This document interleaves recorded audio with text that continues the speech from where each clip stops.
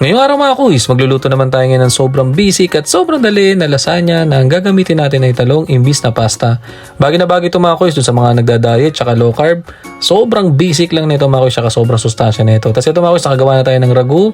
Papakita ko mga kuis sa susunod na video kung paano natin ginawa itong ragu. Ito yung gagamitin nating meat sauce dito sa ating lasagna.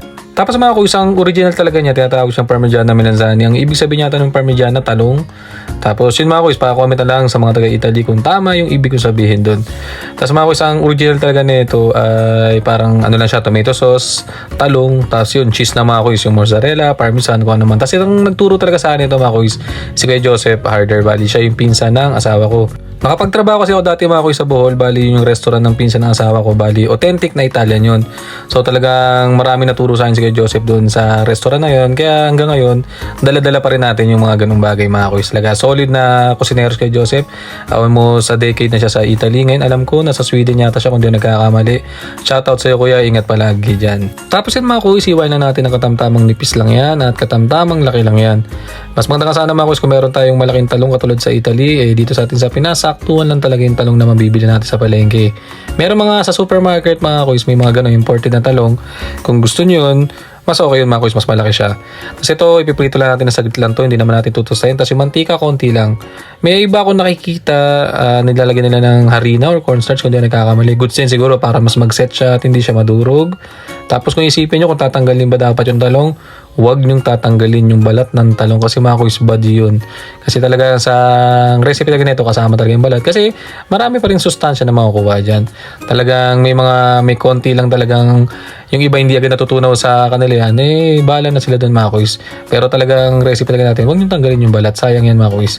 Yan, pagka ganyan yung tsura niya mga kuis, goods na. Ganito lang dapat ang gusto natin mangyari sa talong natin na yan. Ganyan lang dapat. Hindi toasted, hindi mamantika masyado. Saktuhan luto lang mga kuis. Yan naman, no? Quality. Kung inisip nyo kung pwede ilagay, hindi ko alam. Kung pwedeng ihaw, hindi ko rin alam. Basta gano'n lang, prito lang natutunan. Tapos ito mga kuis yung ragu natin.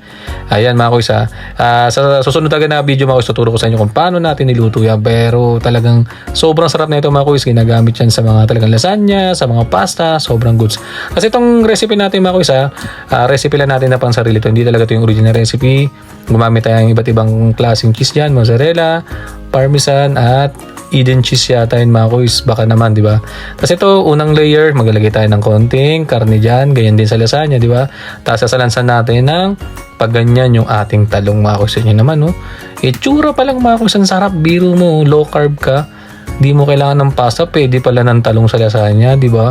Naisip ko nga dito mga kuis kung pwede rin kayong zucchini kasi halos ganun din texture niya. Sunod magta-try tayo ng mga kuis para yung bawat layer, iba-iba yung kulay. Alam ko kasi merong yellow zucchini, green, tapos maglalagay rin tayo ng talong na violet. Alam ko meron ding green na talong. Alam mo parang doon pala sa kulay, ang ganda na, di ba? Kasi ito, naglagay rin tayo dyan ng sliced cheese. Kasi talaga pag Pinoy gusto talaga ma-cheese talaga. Pero original na ito mga kuis, hindi ganyan karaming cheese. Maglagay tayo ng konting mozzarella dyan. Lalagyan din natin yan ng tipak-tipak na Eden cheese mga kuis. Talagang sobrang cheesy itong gagawin nating lasagnyang talong na ito mga kuis. Para special na special talaga. Tapos bubudburan din natin yan ng parmesan cheese. Alam ko itong parmesan cheese mga kuis, parang goat cheese to kung di ako nagkakamali. Bali galing Italian. Uwi ng mga pamangkin ni Mrs. kala Toto at Alexa. Shoutout sa inyo dyan mga kuis tsaka Alexa. Ingat palagi dyan. Tapos yan, ihani-hani ulit natin yung ating talong dyan. Yung kaninang ginawa ko, diba, pahaba, pakanan. Ito naman, pa-up and down naman yung ginawa natin sa talong para magkaiba-iba ba.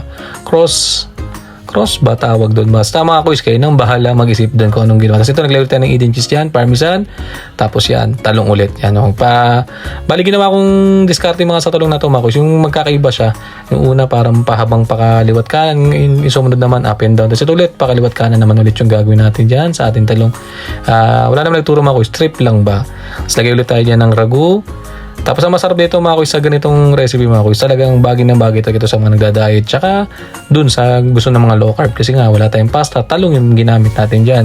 Tapos yung ragu na ginamit natin dyan mga kuis, bali meron siyang ground pork at ground beef. Yun talaga yun mga kuis. Tapos naglagay lang tayo ng konting bacon dyan para dun sa kailangan kasi pagka sa ganito mga kuis, medyo nagmamantika talaga itong ragu kasi sobrang haba talaga niluluto yung ragu, 3 to 4 hours niluluto yan. Kaya ganyan tsura niya, durug na durug talaga kasi meron yung carrots, celery, tapos yun, mga sibuyas, bawang mga kuis. Tapos yan, nung naset na natin, maglagay tayo ng basil yan. Optional lang yan kasi mga kuis, gusto lang natin pogi lasagna natin kasi pag inobi natin, maluluto rin yan mga kuis Nung naset na natin mga kuys, lagyan natin sa oven. Bali, naglagay lang tayo ng 100 Celsius dyan, 180 Celsius, tapos up and down yung apoy. Tapos lutuin natin siya ng 30 minutes mga kuys. Yan.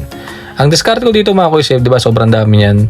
Ang gusto ko dito mga kuys, ang pinaka-discard natin dito para buo siya. After natin maluto yan, hayaan lang natin yan. Kinabukasan natin kuhanin yan. Tapos pag lumamig, lagyan natin sa freezer.